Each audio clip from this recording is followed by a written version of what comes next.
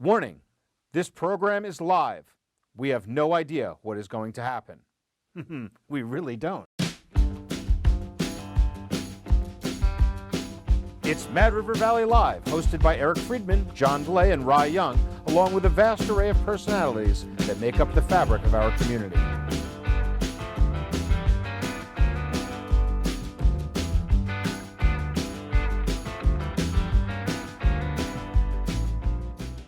My name is Eric Friedman. I'm the co-host of Mad River Valley Live. We're streaming this show live, which we're going to do every Thursday around 9-ish if everyone shows up on time. We're here at Mad River Glen's General Starks Pub, and we're going to alternate between here and Castle Rock over at Lincoln Peak, and maybe we'll get in a few days over at the Green Mountain Lounge at Mount Ellen as well. Our goal here is to celebrate the skiing and riding community here in the Mad River Valley, and as the name suggests, it is in fact live, and we want to engage in our audience in real time, so please feel free to ask questions and make comments. Dave, our millennial, our token millennial is here. He'll keep us up on what's going on. Whoa, I'm a millennial. So I want to point out, about 25 years ago, I started working here at Mad River, and one of the things that I realized is that, the first thing I did was I reached out to the folks over at Sugarbush, and literally the first thing they said to me was, hey, what do you want and why are you calling? And over the years, things have really improved over time in terms of communications with the folks at between Mad River and Sugarbush.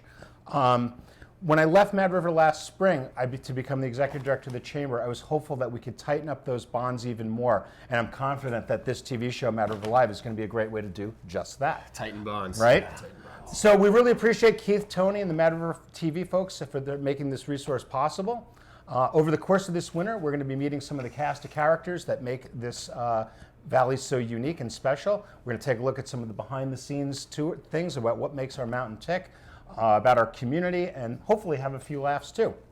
So that's what we're trying to do here at Mad River Valley Live. And I guess it's time to introduce my co-hosts, John Blay from Sugarbush. Hi.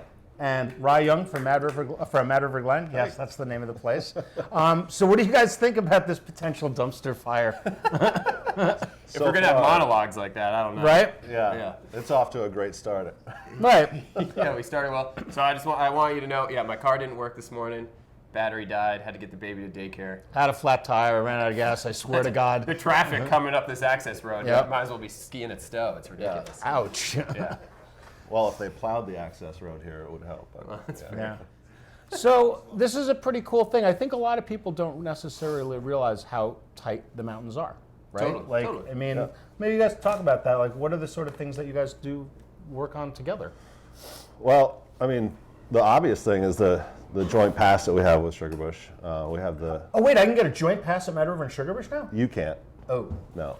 For college students. Oh, just college And, students. and 20 people. And 20-somethings. 20-somethings. But I think you're just shy, you're just past that Just beyond, 20-something. yeah. You go back to college. Yeah. Did you ever think of You that? could, Or fully. go to college for the first time. I'm not sure where your education is at the moment. Yeah, great. The other cool thing we do is Big Kicker. That's sort of a Big Kicker joint is, yeah, event. community celebration. We join a lot. Yeah. Yeah, the other thing too is I think on a more, just general level, I mean, from my experience in Mad River is like how the Mountain Ops team always, you guys are communicating all the time. Totally. Ski schools train together. Yeah. The ski patrol people certainly know each other. They something go to each other's refreshers and things like that. And I think it's a pretty tight-knit community. The ski industry is a pretty tight-knit community.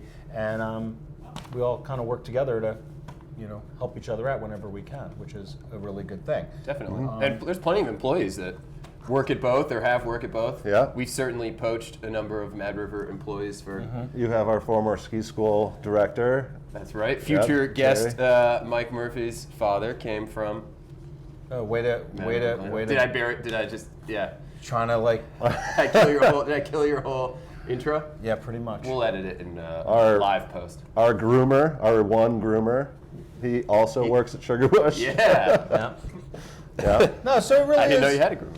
No, it's really a cool thing, and the whole idea of this show is to kind of bring the Mad River Valley into it as well. And one of the things that we thought would try to do is bring in our reporter from the Valley Reporter, our local newspaper. And since we're doing this on Thursday, it's just really cool because the paper is just coming out. So we'd like to have Hadley Liskowski, who is our intrepid reporter from the Valley Reporter. Nice to see you. Welcome Hi, to nice Mad to River see you. today. Mad River Doing Valley handshakes. Live. I'm sorry, we got to get this straight. Mad River Valley Live. So, Yeah. Live TV. So the paper's out this morning, hot Yep. off the press, right? Hot off the press. I just read it this morning so I could get all up on the news Read before it? I got thought here. you wrote it. And wrote half of it. I'm bummed we missed the dog issue for this. Yeah. So tell me about what's in the paper this week. So there was a fire in the Mahuron shopping plaza, There was. which you probably know because the liquor store is closed. Yes. That is why we. It was a tragedy here in the Mad River Valley. Yes. Yeah. Now's our chance to open that liquor store we always wanted. What's our contingency plan? But it was a tragedy because, well, it started in Infinite Sports. The fire department got there right away, Yes, they and the report says it was an electrical fire, so something that was plugged in. Infinite Sports is out until March at the earliest. If you look at the paper, you'll see the smoke damage, and everything is just covered in ash. But it also damaged Mahurans, and it also damaged Kinney Drugs, and they will be closed for an indefinite amount of time. We're not sure. And Shades of Winter, the yarn shop on the other side as well, Yeah. had a lot of smoke damage. Talk about fuel for the fire there. Oh, Right. yarn. Seriously. I mean, it's really a tragic thing. But there's a lot of people that are inconvenienced about this. A lot of people are, dependent on the supermarket, on the pharmacy, and that's a tough thing. And all kidding aside, with the with the liquor store is certainly a tragic thing as well. But a lot of people are unemployed for a little while, and I think that's a hardship for a lot of people that we got to keep in mind. So Luckily, hang in there, folks. Luckily, nobody was hurt or Yep. injured in the fire, Right. and the fire department responded really quickly and put it out before there was extensive damage. So we're thankful for that. But where do we get our booze now? Right. Waterbury. Waterbury. Where's But that? we're going to have to rely on beer and wine. So That's tough. Or go to either of these bars and drink. Yeah, Rick, you got to lock that stuff up, The buddy. building was salvageable, right? I mean, the building, they don't need to do any tear down. It's just everything inside has smoke damage. So. And we don't want to talk too much, because if we talk too much about this, no one will buy the newspaper. So we want to encourage people to buy the newspaper. So Good be careful point. how Yeah, much yeah. information you actually give. There's So good news, Yeah, too. what else is going on? Good news. Good news, there's a snowman scavenger hunt Yes. Oh. happening in the valley. They're not actually made of snow. They're made of recycled whiskey barrels. Yes. I know who's behind this. Yeah. Are we talking about that, or we We're- have to get the paper to find out? I did not know about Is this. it the same Well, as the Yeti guy? ValleyReporter.com. Get the paper to find out. Yeah. You can win $50 maybe if you find 11 of these 13 rusty snowmen. You only have to find 11 of the 13? Yeah, only 11. So, They're all over the valley? Yes. yep, all over Waitsfield. What do you mean? And if we maybe? give a hint, just to give you a hint, because there's a really obvious one so you can What's the see what they maybe look mean? like, is out in front of the Jocelyn Memorial Library. There's one there, and we'll give you that hint, so that one's absolutely there. But there's 13 total. You need to find 11, and what do we do? Where do we go and let them know where they are? You go to the Village Grocery. the Ah, VG. Troy Kingsbury's behind Yeah. this, isn't he? All right. What else is going on? So it's budget season, which means a lot of people are glossing over those articles, but it's important because basically budgets are going up.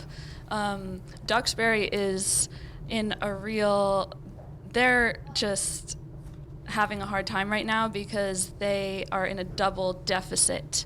So they were in a deficit last year, and they're expecting to be in a deficit this year because there were so many storms and they had to replace so many culverts. And fun fact, to replace a culvert, it can cost up to $500,000. So Duxbury is definitely having some budget woes. All right, so we can read about that in the Valley Reporter. One of the things I was concerned about, I think there was a really interesting letter to the editor in this week's Valley Reporter. Some folks weren't too happy about the dog issue last week. Well, diversity is really an important thing in 2019 and 2020 as well. Some people were concerned Or not that necessarily people.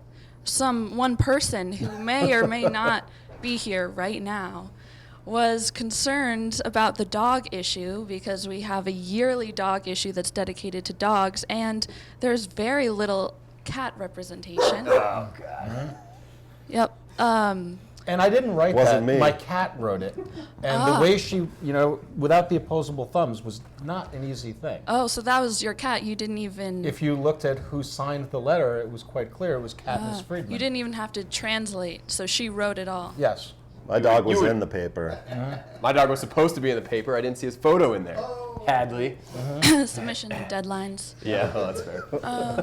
Yeah, Late so again. who knows? Maybe this will be the year of the cat. But your dog was in Let's it. not rush Yes, in. my Let's dog, not- our dog Ruby was in there. If you saw, if you could choose what person you would be, she chose to be Jack from Bisbee's paint department because Jack sees all the colors. Ruby doesn't see any colors. Oh yeah, that was all my wife. She's the clever one. I don't. But my cat can see in the dark, which is pretty cool. But That is pretty cool. enough with the cats. You would be the resident cat guy on the panel. Yeah. Of course. But Hadley, thanks so much for coming. We really appreciate you bringing it. Are you going to come next week too? Yeah, I'll come next week. Because I was thinking we can do this. We could do some video drop-ins, and we could do some live stuff. We Yeah, could have and some then, fun with this, right? This actually works for me because I have to report on the snow conditions, so I have to really, get to the top of the mountain and down and up and down and up and down a few times to really know. So I think I'm going to hit the slopes after. Well, Hadley, thanks so much for joining us. We really, really appreciate it. Thank you. Nice Thanks. work.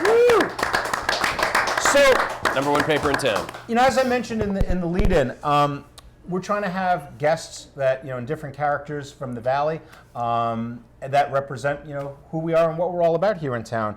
And we wanted our first guest to be someone who had a real connection to both Mad River Glen and Sugarbush, and in some way representing bridging the gaps, so to speak. Our guest grew up here, nominally, I guess we could say, so to speak, here in the Mad River Valley. And his father was hired as the third general manager at Mad River Glen back in 1952, before taking, that was in that 1952. Third general manager. And Third then already? moved down the ridge to become the first general manager at Sugarbush when they opened. So to say that he has deep roots here in the skiing culture of the Mad River Valley would be an understatement. So we'd like to welcome Mike Murphy to Mad River Valley Live. What's up, buddy? Good to see you. Play 'em on. So, Hi, everybody. Hey, man. Hey, Mike. What's going on? yeah, so Mike Murphy has been skiing here for a long, long time. Did you show those pictures, Keith? Get into it. Yeah, we got into that. We have a great. You were so cute when you were little. I You were guess sitting right I out in front of the was. base box with your mom, and growing up here in town. And tell me, what was it like growing up here in the MRV back in the day? It was a great time. This was a wonderful place to grow up. We had lots of stuff going on. There was all kinds of things to do. We were horseback riding in the summer and skiing in the winter. Mm-hmm. Just starting there. And by the way, that picture, I think that was I'm 9 months old. And that- Really? yeah, it's right out in front here. And one would let me go, and the there's other one of one you would ski- catch Well, he me. skis at a 25-year-old's level. No, the powder shot. I'll show the kid shot. Yeah, no, because Okay. that powder shot's your dad. I haven't seen that. Yeah, that's a really probably good one. is. Yeah. So tell There's me- only one powder shot of me that has ever been taken. It was taken by Dennis Kern, and I've lost the photo. So I Skiing's too good to stop. I didn't get photographed a lot as a youngster because I was always on the move. I wasn't very still. Last year when we did that 60 Years of Sugarbush video series, your sister gave us all of your home movies, and there are some awesome old home movies of you like skiing in the backyard and on the horse and like doing all this hilarious stuff. It's Yep, awesome. that was. Thank you guys for doing that. By the way, Yeah, we now have that archived, and that's That was the your idea. fault. Thank you. Appreciate So it. what was it like having your dad being like the general manager at Mad River and then over at Sugarbush? That must have been a pretty interesting You know, way to grow up. Yeah, it was because this was my backyard. Mm-hmm. This in Sugarbush was where I literally grew up. They'd come up and turn us loose, and the mountain would take care of us. You know, it was our babysitter. Mm-hmm. Everybody knew who we were, and if they wanted us, they'd just get on the old field phones. And that call could our- cut both ways, Oh yeah, it could. Definitely. We didn't actually get away with much, I'm sure. much to, my surprise. Mm-hmm. But I thought I got away with it all. It seems to be pretty well recorded. Weird. So- Weird. You know, But one it of was the- a lot of fun. It was a great time. I'm sure. One of the things that I'd been aware of, or I'd been told, is that there was a lot of animosity over the years between the mountains, Mad River and Sugarbush, and I had been under the understanding that that a lot of the genesis of that was when Jack, your dad, moved from Mad River to Sugarbush. And we were talking about that. That wasn't necessarily true, was it? Not really. You know, it was a planned move. It wasn't a sudden surprise for anybody because there's been a lot of talk about it happening. And when it did come down, originally the plan was for him to stay on for I guess it would have been I have to think about this. It would have been the 57-58 season. And at the last moment, or in September, I think it was, there was an exchange of letters between Roland Palmetto and my dad. And basically Roland said to him that he didn't want him to come back that year because he didn't think he'd be able to give him his full time and attention. And he had children to support. Right. And my dad, I think, was a little bit upset about that. But in the long run, Damon Gadd came and stepped up to the plate and worked it out with him. And everybody, they all got along. Right. If anybody was upset about it, it was probably my dad more than anyone because he all of a sudden was without an income. But as far as the mountains themselves and the people at the different mountains, there really wasn't much animosity. They were all in the ski game. And all they really wanted to do was ski more. And to do that, you needed more places to ski. So they, another one is fine with everybody. Right. And that even included Glen Ellen to some extent down the road. When Walt came with Glen Ellen, it was just another part of the ski family here in the valley, and pretty much everybody benefited from it in some way, shape, or form. And they all really did talk to each other all the time and get along pretty well. Yep. As much as everybody likes to think that there was a lot of animosity, I think I have to shoot that one down. Well, that's good. I'm glad to hear that. The other interesting thing too is we mentioned the other day when we were talking is that I didn't realize that your dad brought Ken Quackenbush to Mad River Glen. Right, and that was another part of that. Is Ken was actually recruited from North Creek by my dad to come Over up in here. New York State, in the over New York Adirondack State.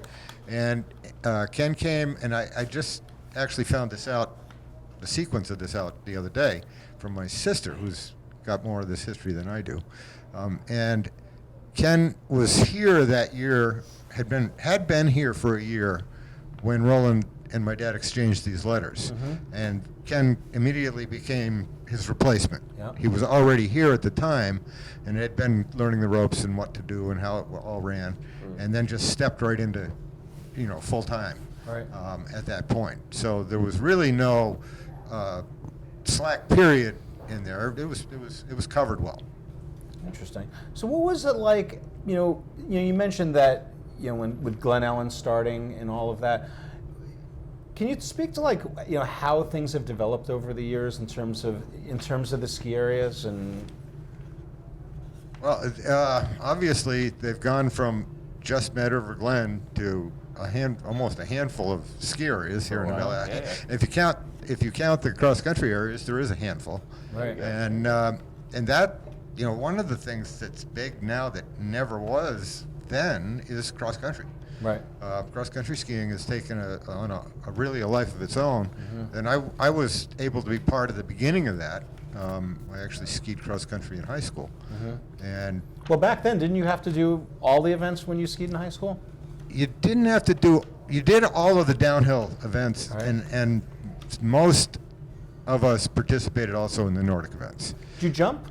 I did once. Did you do biathlon? I did 3 jumps at Linden Outing Club because we needed 3 people jumping to qualify as a team, and our third person backed out at the last minute, and I said, "Oh, what the heck." And I did 3 times. I did actually jump off that jump so that we qualified for the team event. I didn't do really well, but So you remember that then when there was a jump at Harwood? Oh, absolutely. Yeah, Yeah, I if do. you go back behind Harwood, you can see. I never personally jumped off Yeah. of it, but I do remember it, and I remember it being installed. Wow. Did you do biathlon? No, That we was- did not have biathlon. Yeah. Didn't want high school kids. Nah, well, actually, we all had 22s, but we could easily have done that. It just it wasn't offered. Let's put it that way. Got it. All right. Well, Michael, thank you so much for coming in. If you My have any pleasure. other suggestions, or if anyone or any of the audience has suggestions of other people who might want to talk about some history stuff in subsequent episodes, that would be awesome. Yeah, make well, your- we appreciate make you comments and coming. give us ideas, guys. These Yeah, if you need want to help. hang out, we're going to be talking about our next segment is about. We want to do a thing about food because a lot of people eat. Everyone eats, right? Most people eat food. But Most people. hashtag MRV Eats. have some great restaurants here in town, and there's some really great stuff. But one of the things I wanted to talk about a little bit was maybe the lesser known things that people don't realize. And like one of the things is Mad River Taste Place. Yeah, and one of the better grilled cheeses you'll ever have. No doubt. I have worked hard. My wife is a big grilled cheese fan. I have a 1.5-year-old, so we get grilled cheese for them. So Mad River Taste Place has a killer grilled cheese because they have all the good cheeses, and it's like melt in your mouth grilled cheese. They put a good spread on it. You can add ham. I've got 2. But it's not just ham. I mean, there's no, it's like Babette's, smoked meats, and you got the cheese council. It's not just over the counter. Right, this is good stuff, and on Green Rabbit bread. Yeah. With butter from Vermont Creamery? Is it Vermont Creamery or actually from up on Bragg Hill? Oh, From Plowgate. Thank you. Okay. I mean, talking about awesome ingredients. That's what makes a grilled cheese or everything great, right? Yeah, they should try using that Vermont Creamery butter though. Yeah, you know someone that works there? 86% butter fat. You can't go wrong. Okay. We'll do a blind taste. We'll do a blind taste test in the next episode. So I think a lot of people didn't necessarily realize that the taste place that you could get food there. It wasn't just tasting stuff. I didn't realize that either. Shameful to admit, but I haven't visited it yet. All right. It's a good spot when we're sort of done with skiing. We've gone to Lawson's, and I'm looking to entertain out-of-towners like day 2. They don't want to ski. Mad River Taste Place is a killer spot. They sell a bunch of cool crafts, but they also, you can get wine there, and you can get beer there, and drink it there. What are their hours? I think if you go online to their website, I bet it's all there. Oh, we're not allowed to be doing like calls to action because this is public access TV. It's like freaking Wayne's World here, right? So there's a couple other killer grilled cheeses I know of. Oh, I know. You know what my favorite one is? Go ahead. The Birdcage. I knew you'd the say Crunchers up at the Cruncher, Birdcage. That is killer. Birdcage approved, right? It's like what's a fancy word? Like a deconstructed grilled cheese with cheese on the inside and outside, and then pressed, so you get this crunchy crust on the outer layer. Whoa. It's pretty phenomenal. Yeah. Like and heart healthy. KFC's double down before KFC I made a gotta double down. put in here that my favorite grilled cheese in the entire valley comes from my house. Can we come over? I have to give a call out to Sherry over here on this. She absolutely has it down. The most wonderful grilled cheese. What's the secret? Ever. You don't want to give it up. I'm not going to give it up. I'm not at liberty to give out to divulge that information. So who You're else going to have to talk to Sherry if you really want to know. So who else has good grilled cheeses around? So Waltz at Sugarbush does like a whole fleet of grilled cheeses, which is killer. But 2 that I feel like are under the radar. First of all, everyone does a grilled cheese, right? And they're all pretty good. Yeah. Pretty standard. Big Pig does good grilled cheese. Hideaway does good grilled cheese.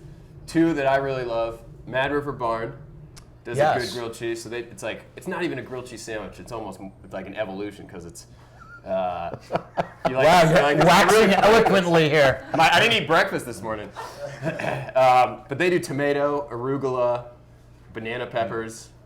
Wow. Sourdough bread, so it's good. The other one, which I bet no one has seen, is the Hostel. The Hostel. Really? So new ownership within the last year. Ryan's doing a great job there, right? They put in a dinner menu again, lunch menu for some days, and caramelized onions, bacon, apple. I'm not a big apple guy on grilled cheese, but it works. It's good. Yeah. All right. Yeah. So let's start thinking about other culinary discussions we can have. It's always a good topic of conversation around here. The Mad River TV guys keep going like this. They're like, oh, we should be like moving faster, I guess. In the pitch, yeah. Like, whatever. You guys got somewhere to go? Like, really? It does look good out there. It does look good out there. Yeah, it totally looks like it's good skiing. We're definitely going to go for sure. But one of the last segments that we wanted to do, oh, wow, that's really inappropriate, Keith. Read between the lines, right, Keith? So one of the segments that we were talked about doing was that Pitchfork Forum. Yeah. That there's like between Front Porch material. Forum and Valor Reporters Common, there's a lot of interesting Endless material. What have people been talking about this week? Aside from marshmallows today, there Marshmallows? Yeah, a lot of references to marshmallows on today's Front Porch Forum. But What am I missing there? What did I miss the beginning of the joke? yeah, I don't know. I had to go back and see what was posted on yesterday's. But last week there was something on there about some guy making trail signs Sugar Bush trail signs and selling them. Yeah. Which Come is talk to always us, buddy. Maybe we can get you a job. We got to get that guy on the show.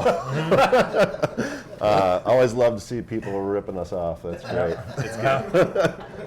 Just entrepreneurship here in the Bad River Valley, right? Yep, Yeah. yep. That's great.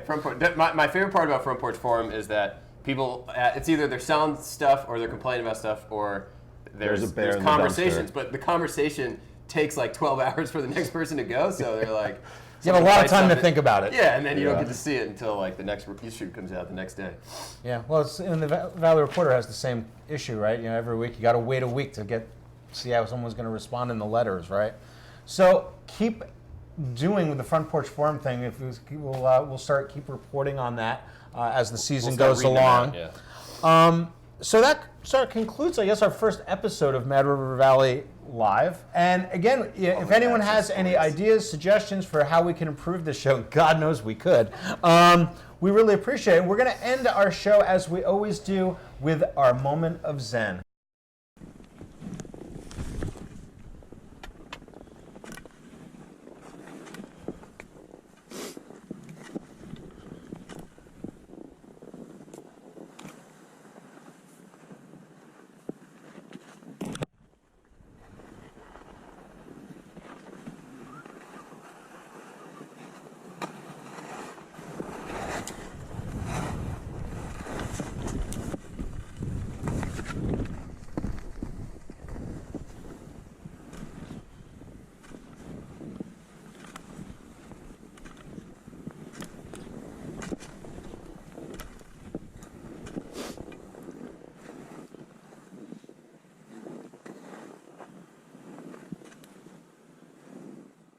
Wait, did you sign a contract? I had to sign a I never contract. saw I signed a contract. his. You had a contract? Bye. Bye. Thanks. Comment Make sure to online. Comment on our streams. It's Mad River Valley Live, hosted by Eric Friedman, John DeLay, and Rye Young, along with a vast array of personalities that make up the fabric of our community.